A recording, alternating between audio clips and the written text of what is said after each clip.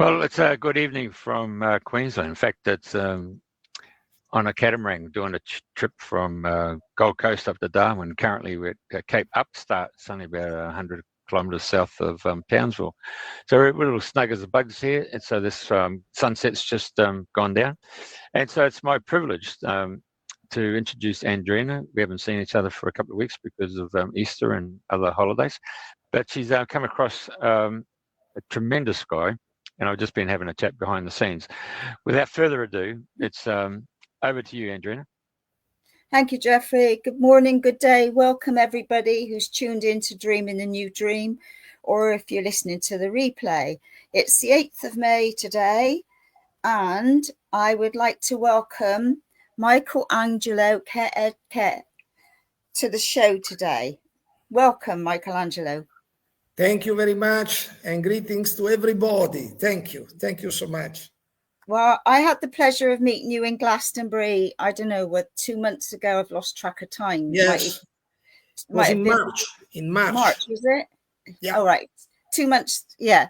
So, and I'd heard all about your work and Giovanni's and Pauline. And anyway, we connected with you. And I mean, you're a master of martial arts, you're a gifted reflexologist, kinesiologist, and so much more. You've developed the natural life system, and you've got like 5 decades of health. So really, can we start at the beginning? Because I know you shared in your bio about having 120 injections as an infant, and obviously that's your gift to the world that's brought you to all the things that you've done now. So would you like to start from the beginning, and we'll just let things unfold as we go along? Yes. I was the firstborn of a big family, and my mother had a problem in calcium for the hip when she was a child. When she delivered me, I was breastfed perfectly up to the 8th month, and I was growing very well, perfectly. But when I was at the 8th month, she discovered that she was pregnant of the second child, my sister. So the doctor obliged her to stop breastfeeding, because at that time, maybe even now, there is the fear that in the breastfeeding, the woman loses calcium, and then she could have also worse problem with the fetus and with her hip and everything. So immediately, abruptly, she stopped breastfeeding me. Immediately, in the next few days, I lost the few teeth I have already sprung out. And she was telling me that my bones were like the plasticine. You could bend. I was without calcium. I lost the calcium. It was not only a matter of food, but it was also a shock, because the breastfeeding for the child is the fuel for the growth, not only physically, but also emotionally and spiritually. But maybe I needed that experience, because through the pain and through the shocks and through the things that we consider ugly and terrible, we may learn to develop our qualities. So anyhow, there was a nurse who was coming to my house in the morning when she was going to the hospital to work, and in the evening when she was coming back from the hospital, and she was giving me an injection of calcium in the morning and in the evening. And after 2 months, so far I was 10 months old, she stopped. She decided to stop, and she said, "We are torturing this little baby. If he has to leave, he will leave." She was very wise, at least. And she said, "I refuse to keep on giving the injections." At that time, my parents got shocked, but my grandmother, who was living in the mountains, on the border with Switzerland, she came down and she asked my mother to take this baby, and she took me in the mountains, and there she was making for me a sort of rice milk, breaking it in the mortar and maybe cooking it, and she was putting me at the sun in a special cradle, all protected by the wind, on the big balcony in my house, in the family house. And in 2 months, I practically recovered and I was okay. But this was the first big shock in my life, and the example of a materialistic science, how approaches the human body. We would say not only the body, soul, spirit, all the entity which the body is. And then I grew up with this unconscious fear of doctors, because as a child, when I was seeing nurses and doctors, I was hiding myself, I was running away.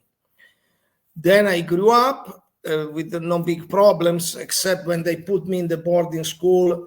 My father was dreaming that I would become a doctor, because in that moment in Italy, to be a doctor was a very higher social position. But then when I finished this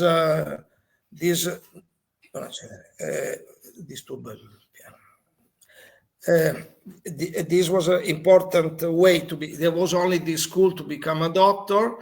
So I told him I did not want to become a doctor because of all the implications. And then I disappointed him. So then in order not to fight with my father, I asked the teacher of my aunt, who was a Lithuanian psychologist, who was teaching in Italy during the war, and then she flew to Canada to avoid to go back to Lithuania, where she would have been killed. So she went in Canada, and then slowly in Canada she became a psychology teacher. She was already, she was among the founders of the Catholic University in Italy. And I asked if I could join her in Canada to stay away from my father. And she accepted me in Canada in 1972, 71, when I finished the boarding school. And there I approached the first step in the health, in a different health way. She gave me to read Dr. Bach's book, Heal Thyself, and she was following Herbert Shelton's directions about health. So I don't know if you're familiar with Herbert Shelton. He was one of the greatest natural healers, teachers in the 20th century. He had a center in Bonita Springs in Florida, and she was going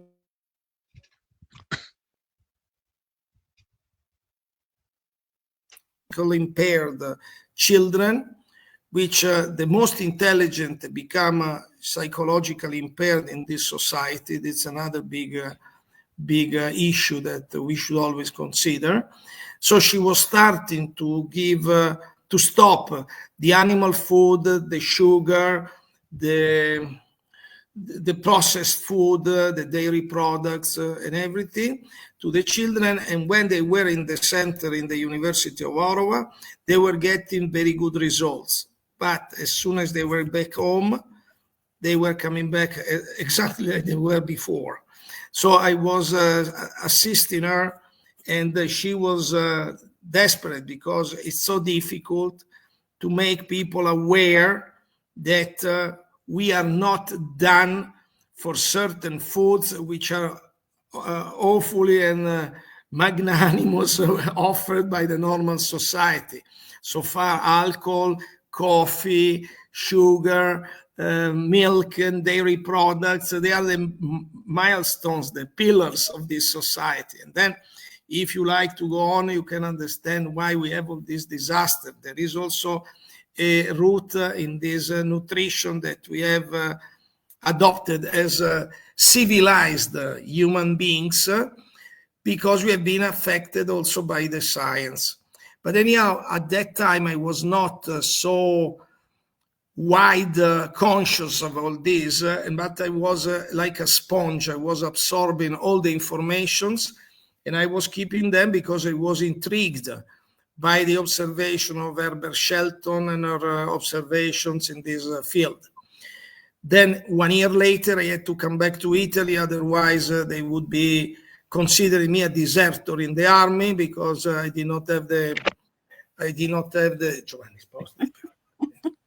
It's all right. Okay. Giovanni's word. Sounds all right. It's all good. This is life. This is like normal life. And so I came back to Italy, and then I left my family because my father especially did not accept that I did not want to become a doctor, but I wanted to become a physical education teacher. And because I was keen in sports, and I was thinking at that time, 51 years ago, that the sport was one way to the health. When then I became a professor of physical education, but I realized that also the sport is very unhealthy.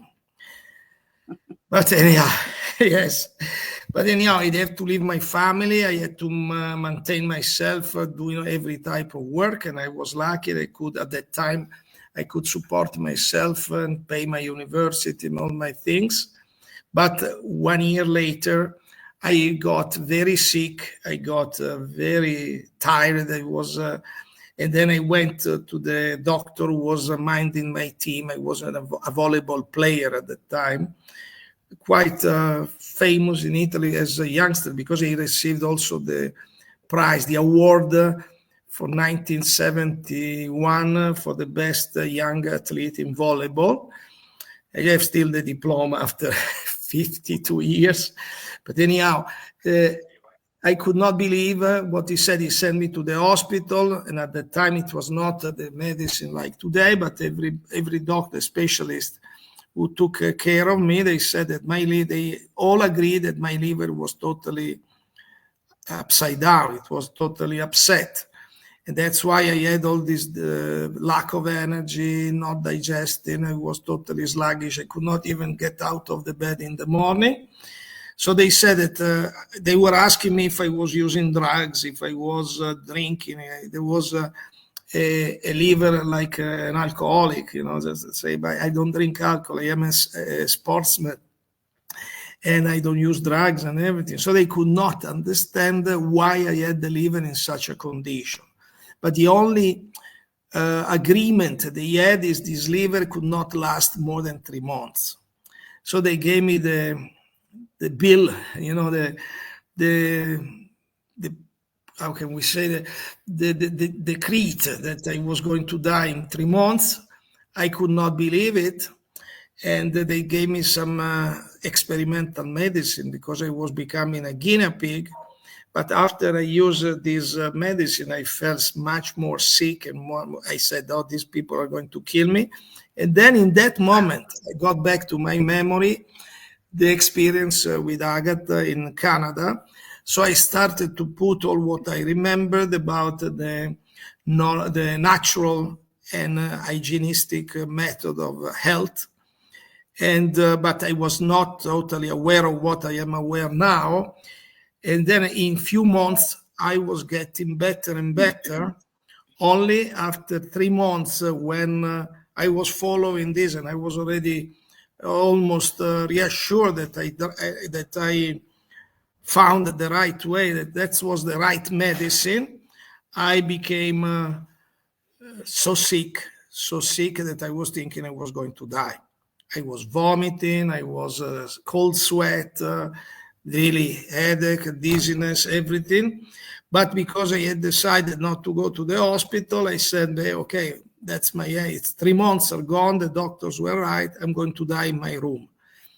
But I did not die. I passed out. And then 1 day later, I woke up and I felt my body was practically new. And this, I thought it was almost a miracle. I could not believe it. I did not have the concept of a healing crisis that now I emphasize every time I teach to my students. But after this, I was feeling so good and I could not believe it. So I had also to give the examinations in the physical education university, and I did very good performance. And my colleagues were saying, what did you do? Did you have taken some stimulants, excited? No, I was feeling very good. Only in these 6 months in which I stood in this system, I was not eating practically all the normal food. I was not drinking Coca-Cola. I was not eating ice creams. I was not eating cheese, which I was fond, because naturally as a child, I was avoiding the meat. It was like an offense to me. The meat I could not stand. You know, it's like to eat a corpse, a dead body. You know, I cannot, the smell and everything. I was running away. And my mother was crying because she could not, she was a teacher in the villages, so she was taking her students to babysit me and telling them that they have to make me eating because I was not eating properly. I remember once she was telling me, crying, please at least a little bit of liver, because the liver is rich of vitamin B12.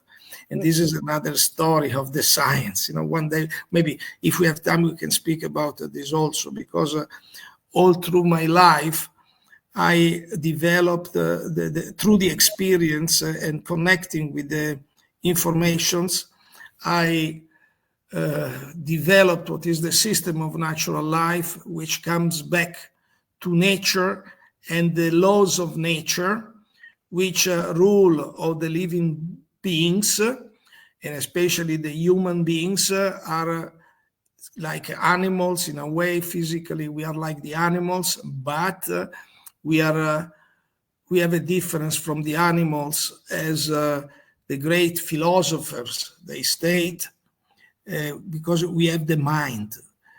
But why do we have the mind a difference from the animals? Because the animals cannot do mistakes, when with the mind we can do the mistakes in order to recognize what is right and what is wrong, and then correct, and then become aware of the perfections of the laws of nature, which guide us constantly, even if our mind is like a fussing baby, does not like certain limitations, because we have been already polluted, we have been already deceived as children to get the wrong stuff. And now I'm speaking only on the physical level, then we can arrive to the emotional level and to the psychic and spiritual levels. But I want to go by steps, because when you study the healing process, which, well, I hear always people speaking about healing, but the first healing is the sickness. And if you don't understand this, you cannot go further into the realm of what I'm teaching, because all of us, we are scared of the sickness, and we hang on the world of the official science, which considers the sickness as in the 1700 an injustice of the universe, a mistake of nature, something wrong with nature, which has to be corrected by the human mind. We go back to the 1700. So that's why it became very important to study the philosophy, because without philosophy, we cannot understand what we are doing, from where we are coming, and where we are going, and where we are now. That's very important. In this moment, we have been kept in a supreme ignorance, because with the ignorance, people can be scared, can be afraid, can be manipulated and controlled. If you can understand what I'm saying, and that's what I'm doing in the last almost 50 years as a teacher, the very important part is to understand why we are like this today. So we have to study the history and to see when in history the mistakes occurred to lead us to what we are now. Because during the Middle Age, if you return to the history of the Middle Age, remember the people were scared about the witches and the wizards. You know, they were burning at the stake, yep. Wizards and witches, because they were considered evil. When the wizard and the witches, they were practically the alchemists. The alchemists, we knew a different chemistry, because the chemistry we study in the school is called chemistry, and does not apply to the living beings. Because, for example, the iron that we have in our blood does not come from the iron, but comes from the magnesium of the chlorophyll. The calcium that, pardon me? Oh, no, that's interesting. Okay. Thank you very much. Okay. Yeah. And the calcium that we use in our kidney for our bones and for the electrical circuits and everything, this is coming from the silicon. In fact, the silicon is the element which connects the mineral world with the vegetable world.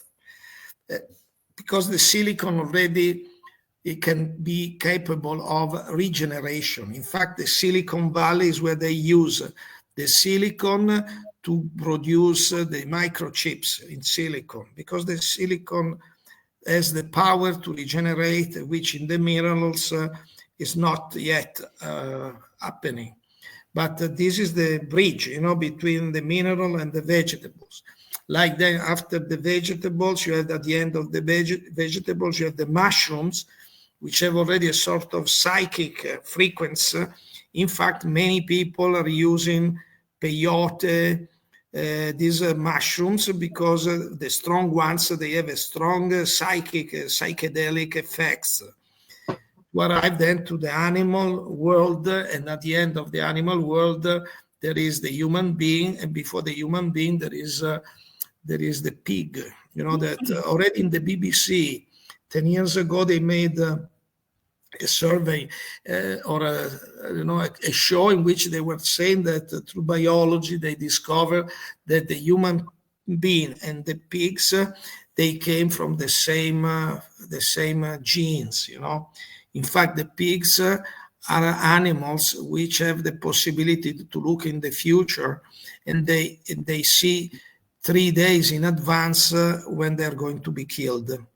That's why in the ancient traditions, but also the Muslims and the Jewish, they don't eat pork meat, not because of hygiene problems, because there was the knowledge that you eat a meat that is full of the stress and the adrenaline and the emotions of the animal, which has been killed after 3 days of sufferance, fear, stress, before being killed. So then, I already start to put in front of you the issue of the emotions in the food, because each food can be a transporter of emotions or frequencies, because everything can be related to a frequency. We are a frequency, an individual which is with his own frequency, and this comes back to the spleen, which is the organ that is most unacknowledged in the medical world, because it's considered useless, when in the energetical world, the spleen is the most important organ for our individuality, for our characteristics, for our whoever we are, And more we use the wrong food for our body, more we stress the spleen to use this energy to try to keep the unity and our identity, and then we lose very subtle qualities which range from the knowing ourselves and so on to the emotional, spiritual, psychic, spiritual levels.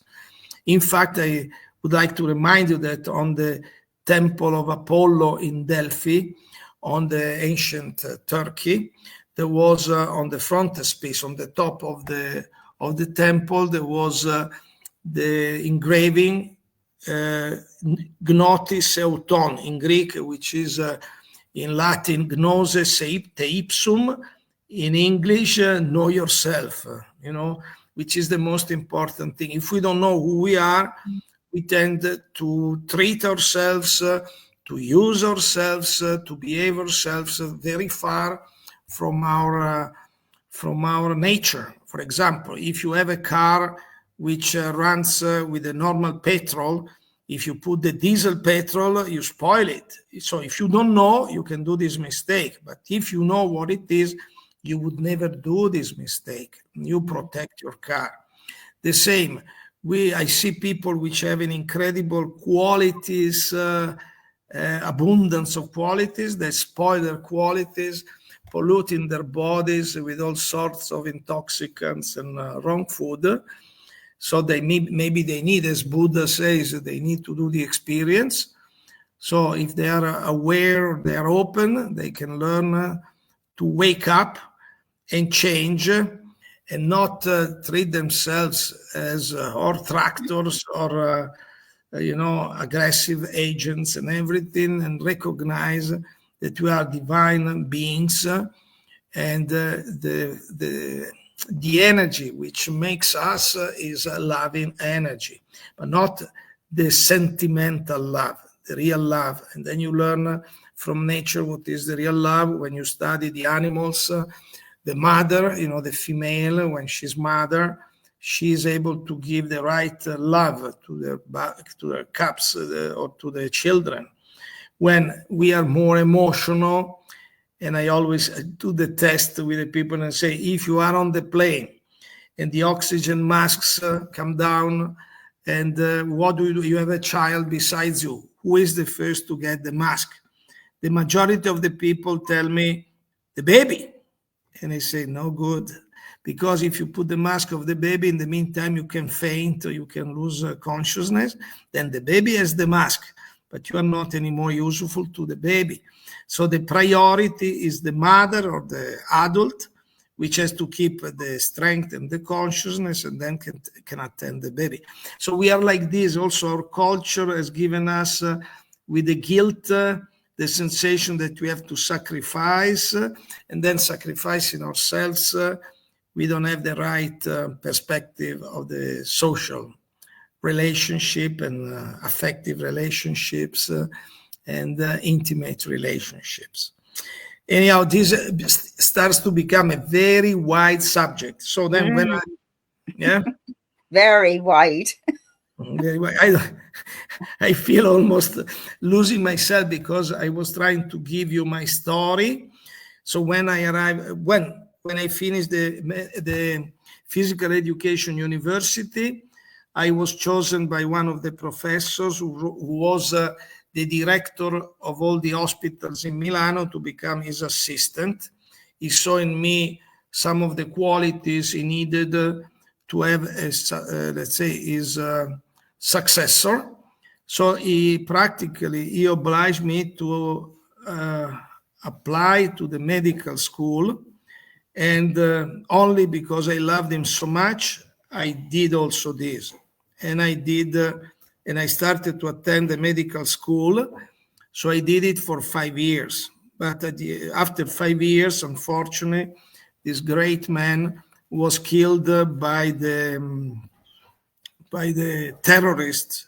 It's called Red Brigade. We had in Italy this period. It was terrible, Then it comes out that this period was also financed by these elites to create fear in the population and to start to disrupt the normal right ways to behave in the society. So they killed him. They shot him under his house when he was coming out of the garage. And I lost my mentor. And from that moment, I felt free and I did not want to go on with the medical university. I was at the 5th year. And then I met again Agatha in Milano after 10 years. And she had a problem with the right shoulder. And when I saw her, because she was advocating and supporting at the maximum the right use of the hand, because we have the left in the left brain, we have the center of the language, which is ruling all the learning and the practical things, So with the left center of the language, we control the right side of the body. And when I was speaking with her, I was telling about the current psychology says that the child can choose the left or the right. They are right. Now there is the gender, it's crazy. You can choose to be anything. And for me, it's really comedy. It's a comedy. You are a blender. You are male, you are female. There is a confusion. Thank God that Trump, when he went up to the power, said, no more all this confusion. But the confusion is useful because people are not, they lose the awareness of themselves. But anyhow, I told her, Agatha, did you change your theory? Now you're using the left. And she said, no, I use the left because during the winter in Canada, I slept on the external stairs of my house. I hang on the rail bar and I dislocated my shoulders. And now it was in June, it was already 7 months. And she could not find anybody to repair it. And she could go to all the orthopedics, chiropractors, anything. She tried everything in North America, and she said, I cannot move it. So I said, and she was asking, what are you doing? What is your life now? And I said, if you like, I can show you. It's better than explain. I do a little treatment on your feet, and let's see if your shoulder will start to move. And then in that period, I was very good in this because it's a German doctor who discovered this technique of reflexology, which is Walter Frönenberg. And he developed this technique, which is probably the most painful, but only people who have the facial paralysis or the frozen shoulder, they can accept such a pain on the feet. And believe me, it works. I have all cases, 100% cases, resolution. So I gave her half an hour of this treatment, and slowly she said, I feel like a tingling in my shoulder. I feel a tingling in my arm. Her arm was blocked, to the chest, to the belly. And after half an hour, she could touch her head and she started to cry. She said, it's 7 months that I cannot touch my head. I cannot wash my head with the right hand. So at that time, I said, but maybe you need 2 or 3 more treatments. It's not perfect what we did. Yes, he said, but I'm giving lectures in Florence, in Venice, and I have this tour all over Italy. And I said, but I cannot follow you. I'm working here in Milano. You should better come back every night and I'll give you the treatment. So she was having these lectures in all these main towns in Italy. And in the evening, she was back to Milano, and then I was meeting her. I was giving the treatment. And after 3 treatments, her shoulder was already perfect. And she could not believe it. So then she invited me to be in Canada to teach this, because she had a private school also for children with learning disabilities. She had also the biggest names, the children of the actors, politicians. Even Trudeau was in her school, unfortunately. Yeah. And so I was there for 1 month, but all these teachers did not like what I was suggesting and what to do. So then I went with her to Washington. She had a congress, and in Washington I spent 7 days watching the Smithsonian, which was my dream.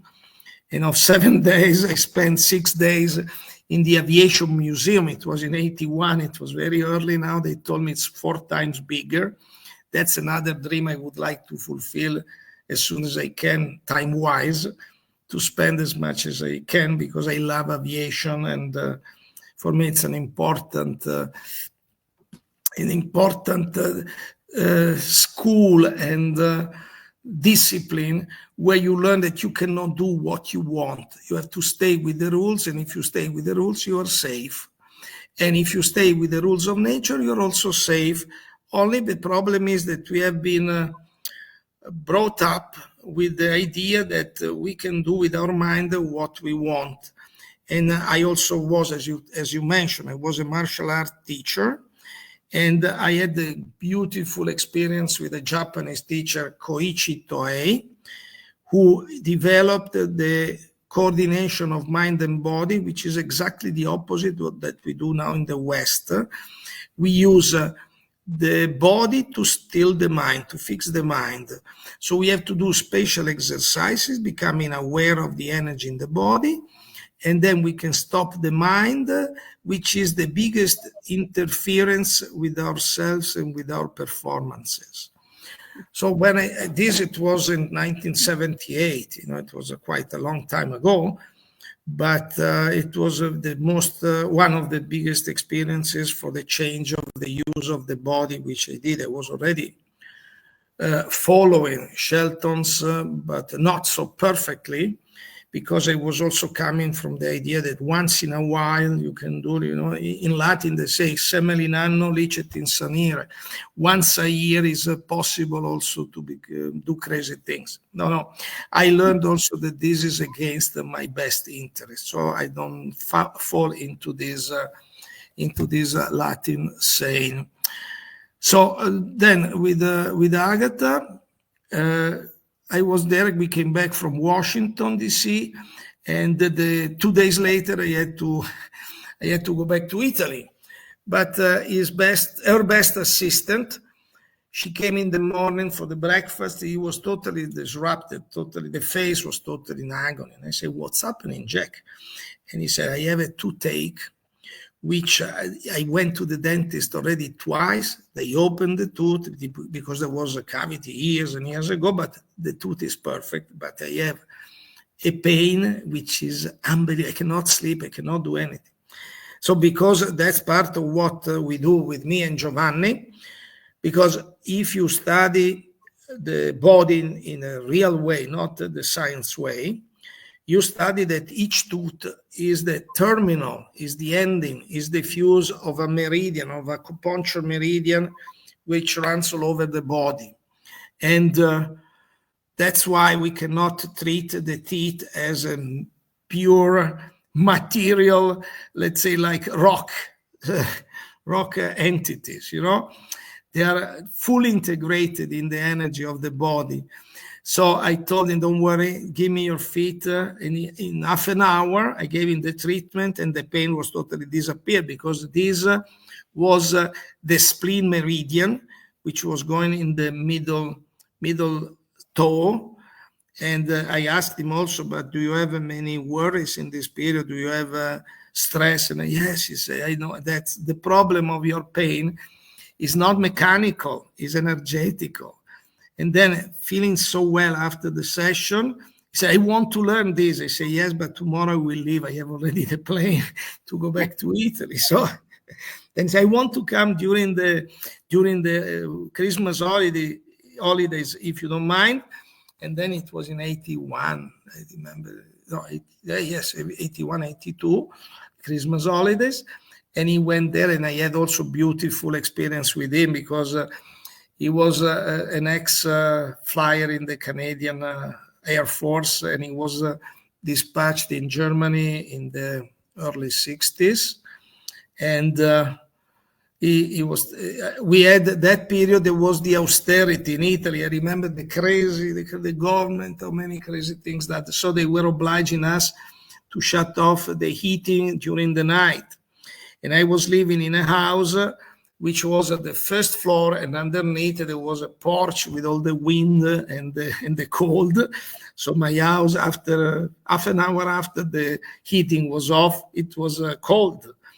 But then marble floors, crazy. And then the second night, I see from my room, I see in the corridor the lights. I say somebody Jack has left the light on in the corridor. So I got up from the bed, and I see that he was jumping, he was doing exercise, and say, "Why do you do that?" "Yeah, because I try to warm myself up, because my feet are so cold." I had also in Germany, during the summer, I have to wear woolen socks because my feet have always been so cold. Okay, I said, "Okay, we can do also something very good for you."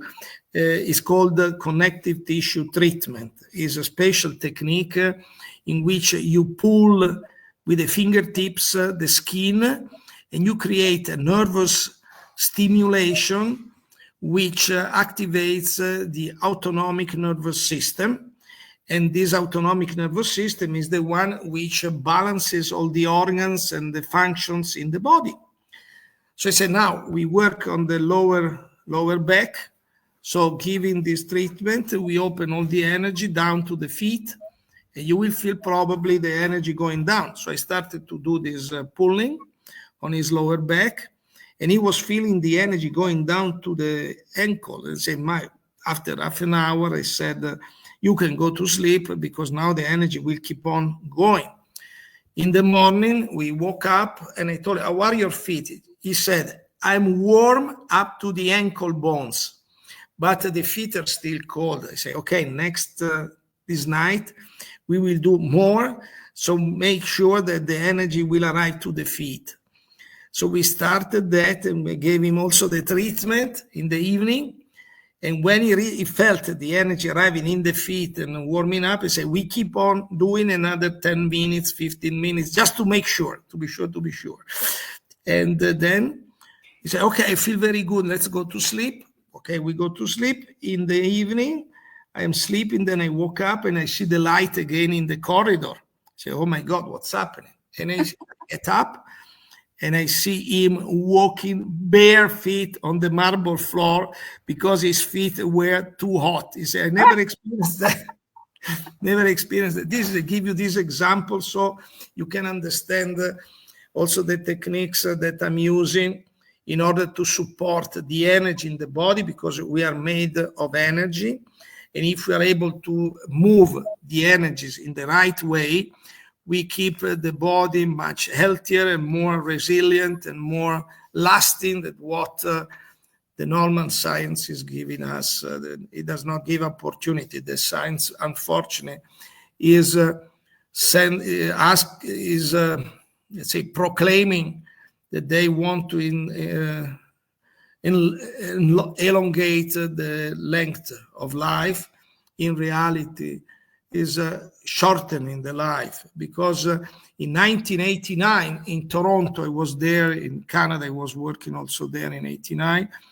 There was the Congress of the Cancer Oncology World Concert, or World Oncology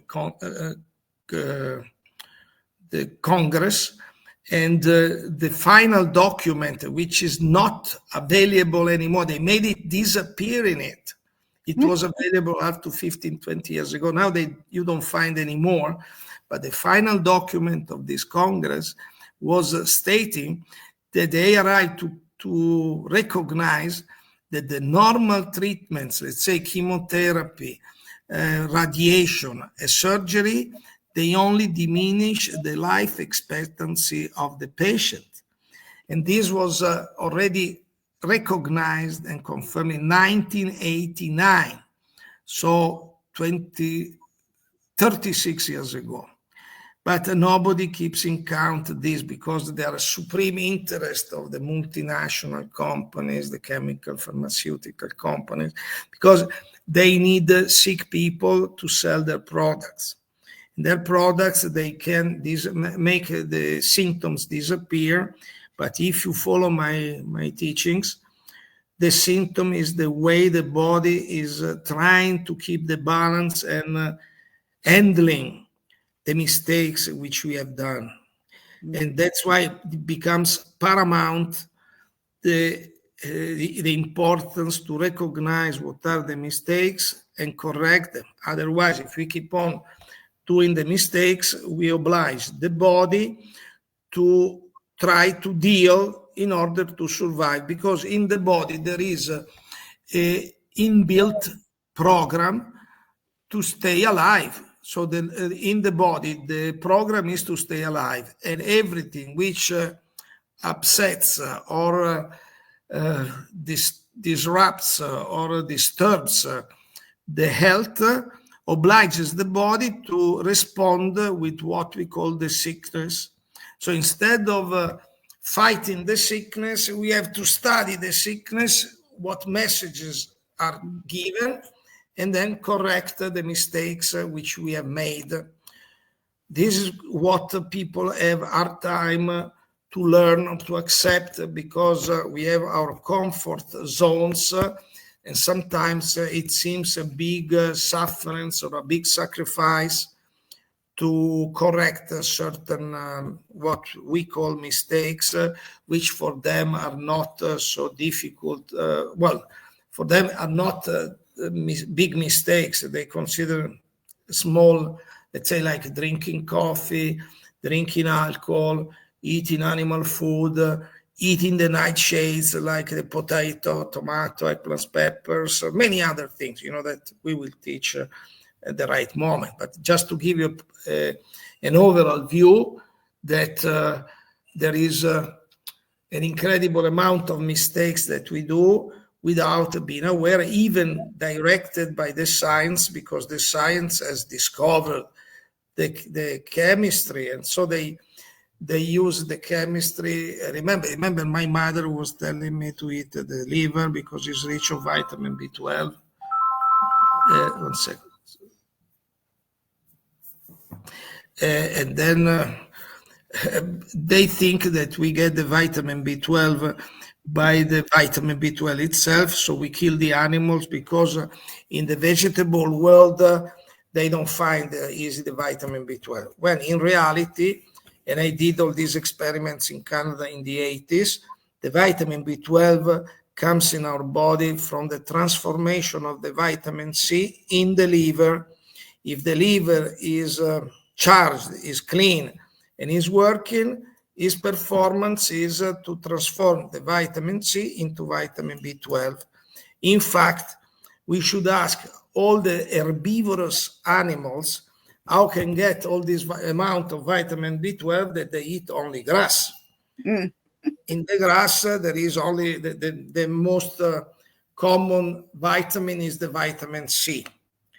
But then the animals don't keep the liver busy with all the mistakes that we are doing, like the tomato, the milk products, the coffee, the alcohol, and not only the physical level. Remember that the liver is regarded as an organ which is a charger, is a motor also of emotional energies. So the energies which destroy the liver, which are also the signal that the liver is very imbalanced, is the impatience, the intolerance, the anger, frustration. And then when you see this, you can recognize that this liver is already, maybe physically it is not yet imbalanced, but already energetically is quite imbalanced.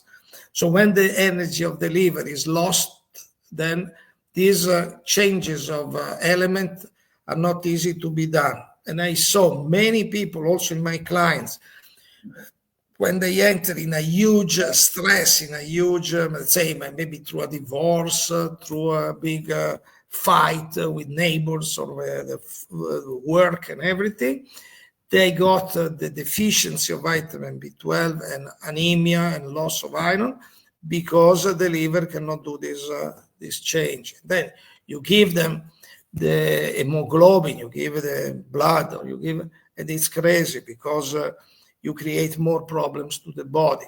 When, if you clean the liver, I saw, we were doing experiments in Toronto, in Ottawa and Toronto.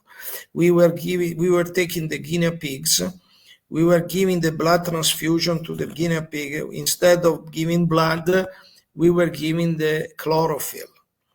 And the guinea pigs were perfectly alive. And after 1 week with the test of the blood was again blood. It was not chlorophyll because the body was doing this transformation. And we have to remember that the chlorophyll is also called the vegetable blood.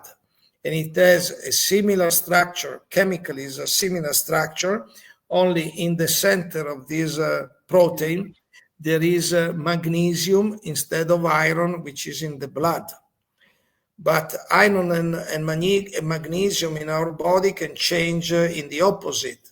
So that's why if we eat the greens, and the liver is okay. Also, we can eat the vitamin C, which is in every vegetable and in fruits especially. Then our body will do the transformation. If the liver is not too much busy in heavy emotions.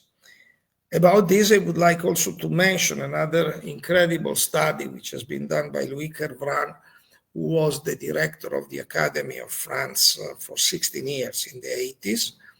And he has stated and described the biological transmutation. There is a beautiful book that I don't know is still available. I found the last ones in Tokyo in the macrobiotic school where I was teaching a few years ago, because the Japanese don't read very easily the English. So these English books were still there with the dust on.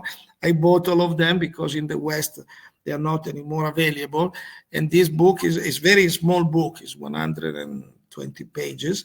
It's called Biological Transmutations from Louis Kervran.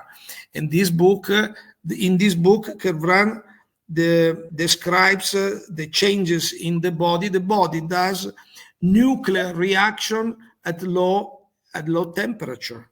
So we are accepting now, because of the nuclear radioactivity, we accept that the uranium will become lead in few hundred years. The plutonium, the same. All the biological transmutation. It's not transformation. Yes, is the title of the book from Louis Kervran, because he has written many books. I have all of them, but if you want to study the normal books, you have to be a super chemist, a super physicist. Myself, I was finding sometimes difficulties because you have to follow all the formulas and the changes and everything. But this is a very handy book that has been also introduced by Michael Abeshera, Herman Ayara. These were the great macrobiotic teachers in the West, which I also have something to say to the macrobiotic, because it's still the wolf in the sheep's clothing, because it puts again the mind to decide what is the yin and what is the yang. You have to do like, and that's terrible, because you don't listen to the body, you listen to the mind. And when in my system, the doctor is within, like Hippocrates was saying, that you have to recognize the doctor working in you like the animals. You see, the animals cannot do mistakes unless they are domesticated. And if you leave the wild animals, they don't get cancer, they don't get all this sickness unless they are, let's say, polluted by the pollution, the environmental pollution. And they don't eat what is not good for them. They recognize it. And I have to say that my son was the greatest teacher, because I was letting him choose the food. And I immediately saw that when he was eating something that was not good, he was spitting out. So he was not saying, don't eat. His body was telling him what it was being to be done, you know. And so far, I was telling you, I don't want to miss this part because it is interesting also maybe for our listeners. In the race which has the highest level of vitamin C in the blood, remember this, the highest level of vitamin C are the Eskimos. But really? Yes. And the Eskimos don't eat any fruits, any vegetables, because they can eat only meat or flesh, just the seals, the walrus, or the fish. And because in their temperature, the meat is the only way to survive, and the liver does the opposite transformation from the vitamin B12 of the animals and the fish, does the transformation into vitamin C. So that's incredible, but that's what Louis Kervran has found. And it is incredible because we don't understand who we are, and that's very important to reach this level of consciousness and awareness, that we are not done to do what the society has instructed us to do, because there is a project behind. I don't want to be a plotist, but they want to keep us in the ignorance, because if we become aware, we will discover the power within us, the divine power. Mm. And the first step is to clean as much as possible. When I saw the Tibetan monks who were doing the prophecies, you see that as soon as they enter in this state of opening to the dimensions, they need a towel, they clean constantly, and then it's because they feel that they are in the physical matter, they are dirty. So we need to clean. So then not only the physical body is clean, but also the emotional body, the mental body, the spiritual body, they benefit of this frequency. So then speaking about the Eskimos, maybe I concluded the chapter of the biology and alchemy, which also the science has created such a contradiction. The raw food eaters. And the raw food eaters are another group of people, victims of the science, because the science says that certain vitamins, like the vitamin C, for example, above 45, 50 degrees, disappears and you don't find it anymore. But the problem is that in the alchemy of the process, I'm speaking always about alchemy, not chemistry. That's very important. It's very, very, very important to understand, because in the chemistry, you have like the Lavoisier law says nothing is created, nothing is destroyed, but everything is transformed. And this is the Lavoisier, the French chemist of the 1700s. But in the alchemy, remember Merlin the wizard, that you read in the stories, in the tales of the children. The secret of Merlin was to transform the lead into gold. But as you can transform the lead into gold, changing the electrons and the protons and the neutrons, the same you can do with all the other material. So that's why I know that we can also breed the food through the energy. I was leading groups of fasting, and Pauline, she was many times with me. She has done maybe 40 fastings with me. I did maybe hundreds, fasting, which can last from 1 week to, let's say, she did once 96 days, I did 80 days. Wow. Yes, because instead of getting the energy from the food, you get energy from other sources.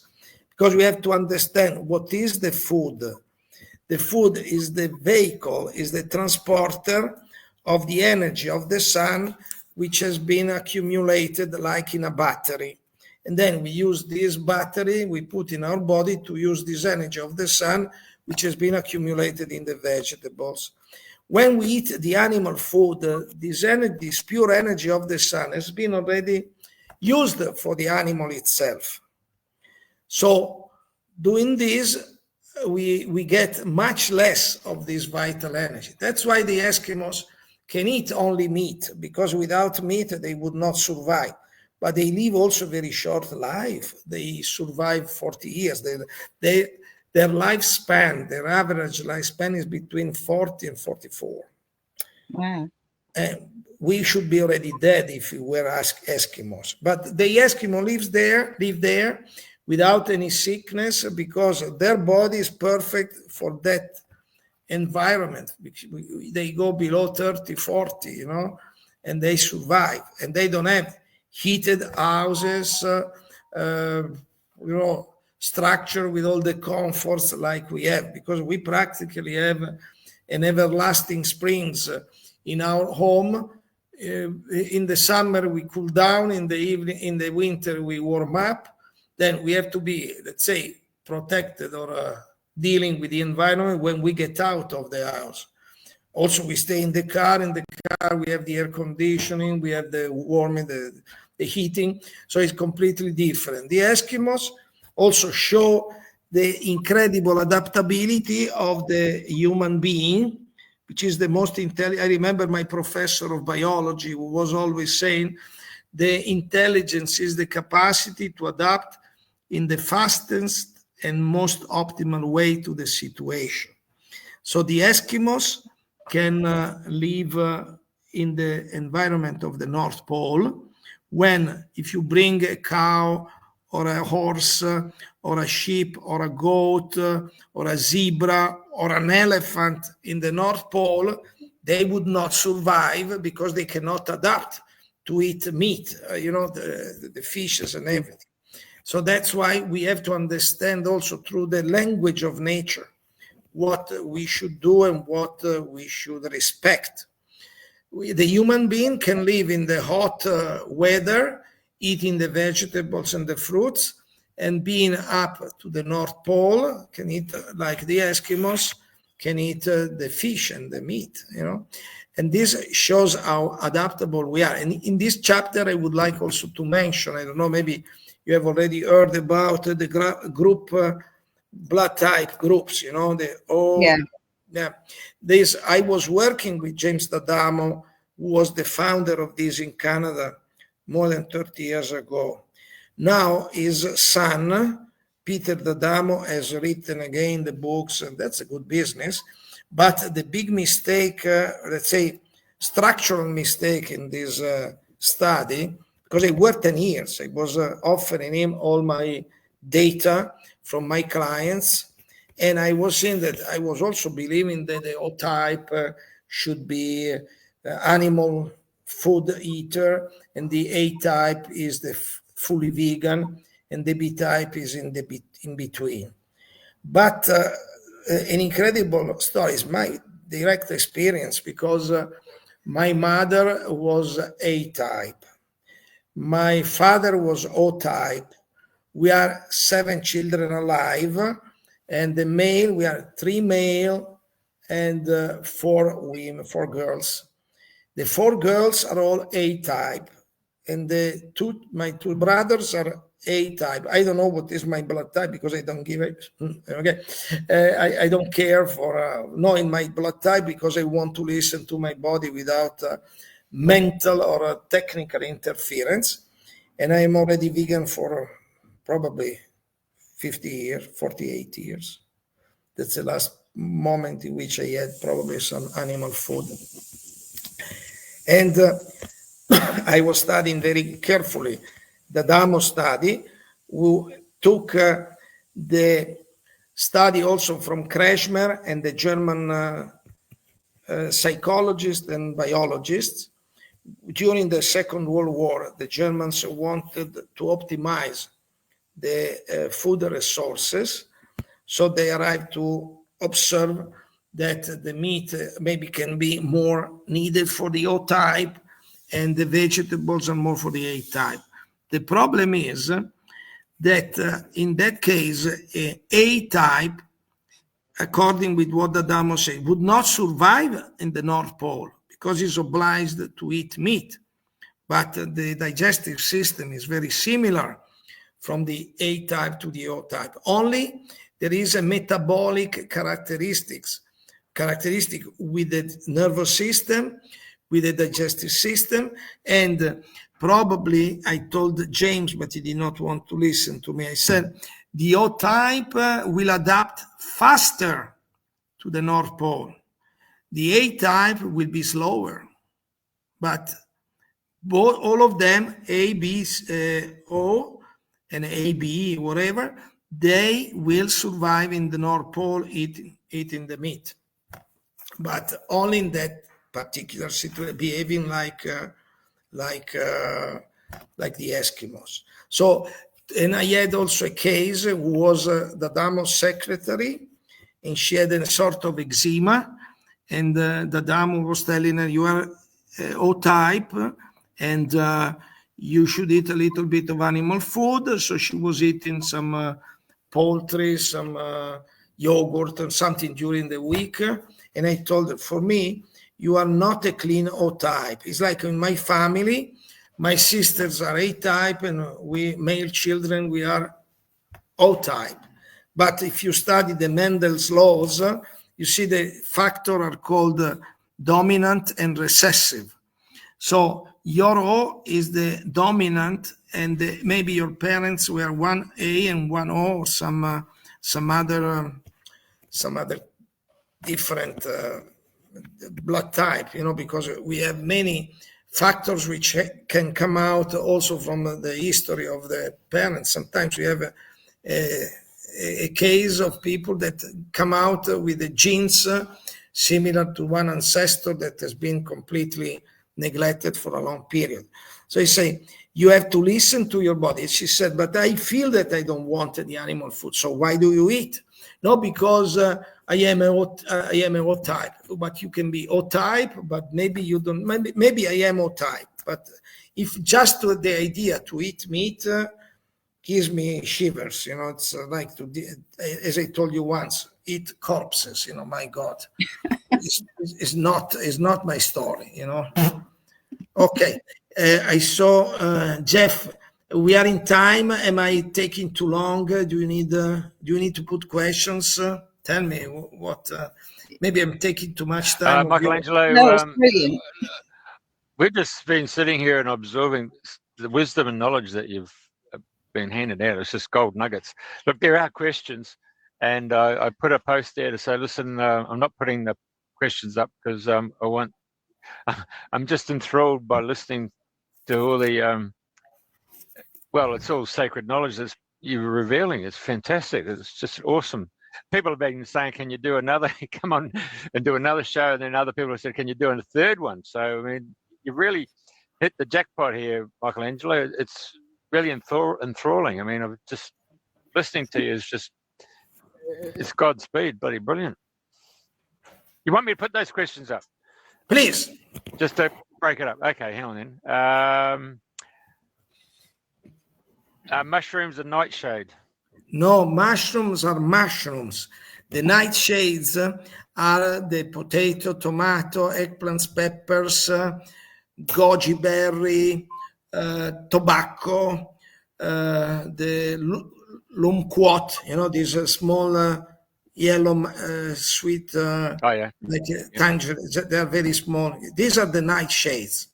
They are the revenge of the especially the tomato, the potato, and the peppers, also the aubergine. But aubergine came to Europe through Marco Polo, and in Asia they were known, so they were put under salt for a long period in order to use the salt as a sort of neutralizer of toxicity and poison. But when the Spanish invaded the New World, what is called America, they went there to conquer Christopher Columbus went there to conquer each land for the crown, from the Spanish crown. And he promised Queen Isabella that all the people that were conquered, they would become Christians, Catholic. So the second trip of Columbus, he did with the Inquisitor that was putting him under trial before having the fleet to go to America. And they did an awful lot of crimes. They killed people, crucified people, burnt people that did not want to buy into the new religion. So these people, they did not have weapons, they did not have anything, they did not have anything to defend themselves. Their best defense was to give them the nightshades. And if we study better history, we remember Pizarro and Cortes. They were called the conquistadores. They were the two generals that almost 30 years after they were in charge of the conquer of the northern part and the southern part of America. And they went there with their ships full of weapons and soldiers, but they did not have women in the ships. So they were taking the local women as mistresses or whatever. And the soldiers, they had the normal women. But Pizarro and Cortes, they got the princesses, they were the shaman women. And the one who was with Cortes, she was really let's say, revengeful to Montezuma because Montezuma killed her family. So she instructed Cortes to conquer Mexico City, and with 200 soldiers only, and Mexico City at that time was 2 million people, Cortes, thanks her, conquered Mexico City, and then in order probably to gain his trust, she revealed, because she was a shaman, so she was an alchemist, revealed the effect of the Nightshades. Only Cortes, and then after Pizarro, Francisco Pizarro, they received the same information from these medicine women, from these shaman women, and they wrote to the king letters, King of Spain letters, in which they were saying, be careful, because we got informations that the nightshades, tomato, potato, eggplants, peppers, tobacco, they are really dangerous. But the King of Spain, when he received, also they were not scientists to explain all the implication, which now we know. Only it's comfortable for this society creating this dependency, because remember, whatever, if you take the Webster dictionary, you read the word drug, equal substance which creates addiction and dependency. And the nightshades are exactly this, only they have also some side effects on the emotional level, mental level, attitudes. For example, the tomato is giving you the shifting from emotions without filter. In fact, if you study in Italy the culture of the masks, in Italy there is a beautiful traditional culture. Each town has a mask, a characteristic. And the mask of Naples is called the Pulcinella, is a sort of Pierrot, and is very famous because he's laughing and immediately after he's crying. He's loving you, and the second after is angry with you. So it's always, and that's exactly what the tomato, for example, do. And they get also amplified with other food like the alcohol, the sugar, the cheese, and everything. By the way, another thing very important, if you study the nickname of the enlargement of the liver in the medicine, you know that in medicine they use sometimes the nickname to paint the sickness. The enlargement of the liver, the hepatomegaly, is also called Napolitaner liver from Naples, because Naples is very famous for the spaghetti with tomato, the tomato that you put on the pizza, also there is the aubergine parmigiana. So these things, they have an effect on your body that does not kill you immediately, but it develops slowly all the intoxication, which first affects you emotionally and then slowly becomes a real sickness. I had a client in New York, because in New York I was attending the best artists in the artist community 30 years ago, and now one of the greatest art dealer at the time, I had as a client the biggest art dealer in the world, and he was taking to me for the services the best artist in the world at that time. And one of these artists was Francesco Clemente, the founder of the modern avant-garde. And I remind you that he has received a movie played by Robert De Niro, was playing the father. And anyhow, Francesco Clemente came to me in 1994. And then when they opened the Guggenheim Foundation in Bilbao, they opened with all the works of all his life as an exhibition. And they made his biography in a book, which is, maybe I don't see Giovanni, but I can ask later, I can show you. It's a book thick like this, with all the paintings and all the biography year by year. And then up to 1994, he was complaining about his health, and he was thinking he was going to die because he was very sick. Then in 1994, he came to me, and brought by his art dealer, by his curator. And in 1 week, taking the direction, giving him the treatments and the direction what to do and what not to do, he obliged to the biography to be written that in 94 his life took a big change, and from that moment on his life has been much better and very healthy. He wanted to do this to acknowledge me. And if you go in his biography of the year 94, you will find half a page dedicated to me. But then I was going to New York many years, and I was going to his place. He lives in the Village, in Bleecker Street. And he was giving me the apartment at the 4th floor, so I could give the treatment to his family, plus I could see my client there. And another couple of very great art dealers and curators, they came one day in 2001. It was June 2001. They came asking me if I could do something for their masseur. Was the best masseur in New York. He was 33 years old, and he was sick, and they gave him 2 months of life because of liver condition. Then I started immediately to recognize my situation when I was 21. So I say, okay, tell him to come and I can give him a look.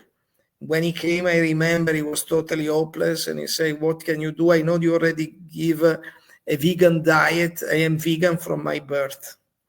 So I say, okay, you're vegan from your birth, but maybe you can do some mistakes. Tell me, what have you eaten today at lunch? And he said, tomato soup. Okay.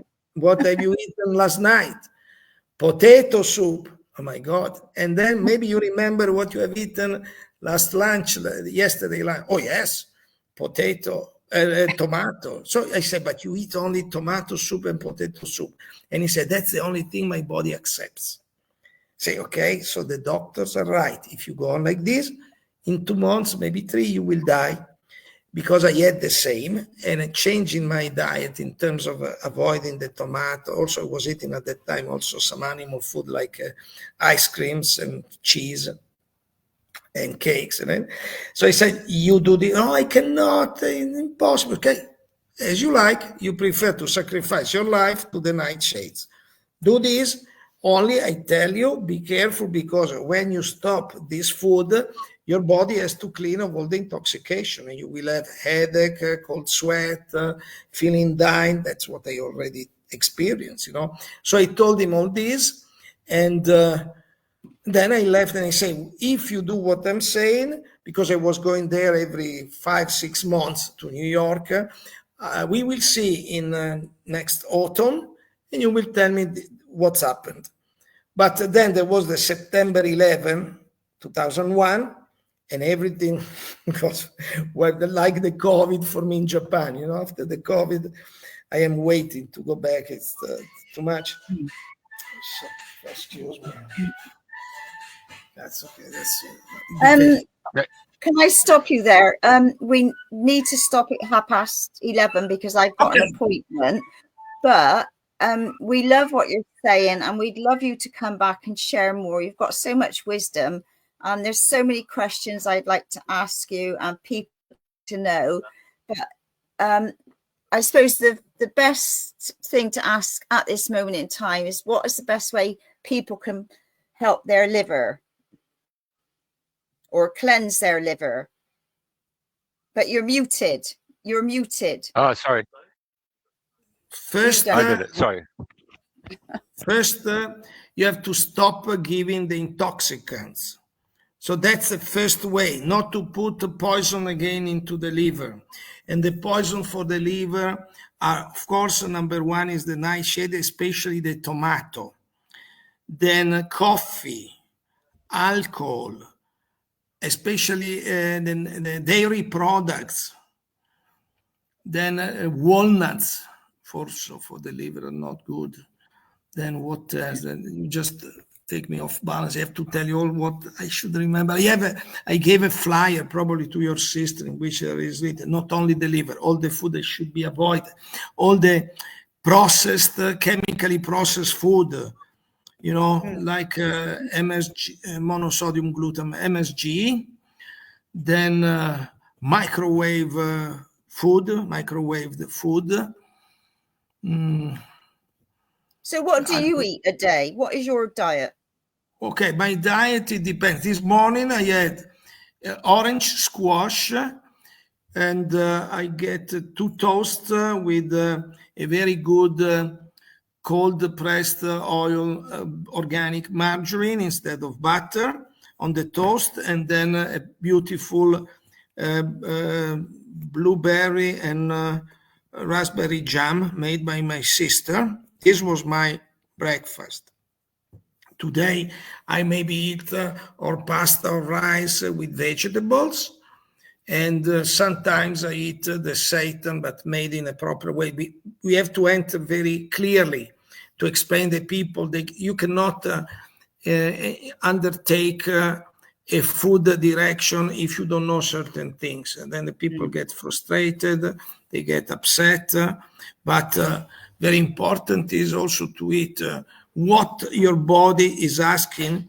But if your body is asking, or a McDonald's or Burger King, Kentucky Fried Chicken, Coca-Cola, whatever, Baskin Robbins, this is not good. This is addiction already. So you cannot stay without it because you have become already addicted to this.